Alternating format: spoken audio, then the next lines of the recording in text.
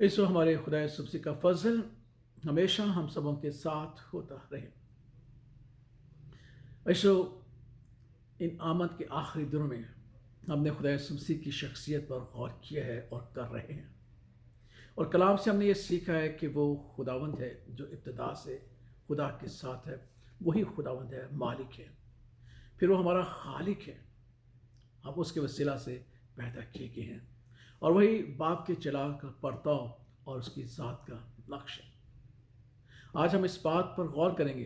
کیونکہ وہ خداوند ہے، خدا ہے، باپ کی گود میں قیام کرتا ہے، وہ قدوس ہے اور وہ پاک ہے۔ قدوس اور پاک ہونے کے ناطے سے زمین پر اس کے پاس یہ اختیار ہے کہ وہ ہمارے گناہوں کو معاف کرے، اور آسمان پر جب وہ باپ کی دائیں طرف بیٹھا ہے ہماری شفاعت کرتا ہے۔ خدا یسوع مسیح زمین پر ہمارے گناہوں کو معاف کرتے ہیں کیونکہ اختیار اسے حاصل ہے۔ جب خدا یسوع مسیح نے ایک مفلوج کو شفا دی اور کہا بیٹا تیرے گناہ معاف ہوئے، تو لوگوں نے کہا کہ یہ اختیار تو خدا کے پاس ہے۔ خدا یسوع نے کہا کہ یہ اختیار میرے پاس ہے، اور پھر اس سے کہا کہ اٹھ اور چل پھر، اور وہ مفلوج اسی وقت اپنے فالج سے شفا پا کر اپنی چارپائی اٹھا کر چل پھرنے لگا، جو اس بات کا اظہار تھا کہ یسوع مسیح خداوند خدا ہونے کے ناطے سے، پاک ہونے کے ناطے سے، قدوس ہونے کے ناطے سے گناہوں کو معاف کرنے کی قدرت رکھتا ہے۔ اور یہ واضح تھا کیونکہ فرشتہ نے مریم سے بھی کہا تھا کہ اس کا نام یسوع رکھنا، یوسف سے بھی کہا تھا کہ اس کا نام یسوع رکھنا، کیونکہ وہی اپنے لوگوں کو ان کے گناہوں سے نجات بخشے گا۔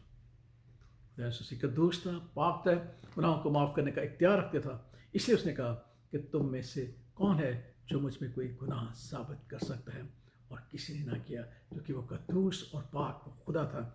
اور وہی گناہوں کو معاف کرنے کی قدرت رکھتا تھا۔ اس بعض اوقات ہم دوسرے لوگوں سے بھی اور مسیح خادموں سے بھی یہ سنتے ہیں کہ یسوع مسیح ایک بہترین اور انکنڈیشنل راستہ ہے، لیکن خداوند رحیم ہے، مہربان ہے، نہ جانے کسی اور راہ سے بھی لوگوں کو نجات دے سکتا ہے۔ خود ہمارے بہت بڑے بڑے مفکرین جو ہیں،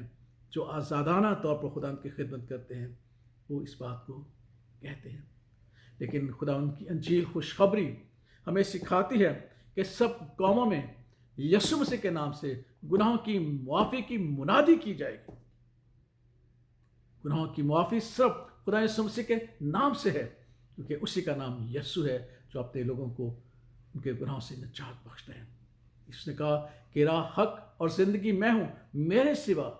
اور کوئی ایسا وسیلہ نہیں جس کے وسیلہ سے تمہارے گناہ معاف کیے جائیں اور تمہاری رسائی خدا باپ کے ساتھ ہو سکے۔ اس لیے اس بات کو یاد رکھے گا، خدا یسوع کی شخصیت اور اس کی ذات میں گناہ معاف کرنے کی قدرت ہے، کیونکہ وہ قدوس ہے، وہ پاک ہے، وہ خداوند خدا ہے۔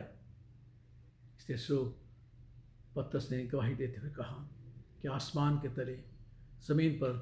کوئی اور نام بخشا ہی نہیں گیا جس کے وسیلہ سے ہم گناہوں سے نجات حاصل کریں۔ اس لیے اس گمراہی سے، اس تعلیم سے ہوشیار ہیں، اپنے آپ کو الگ رکھیں کہ خداوند یسوع مسیح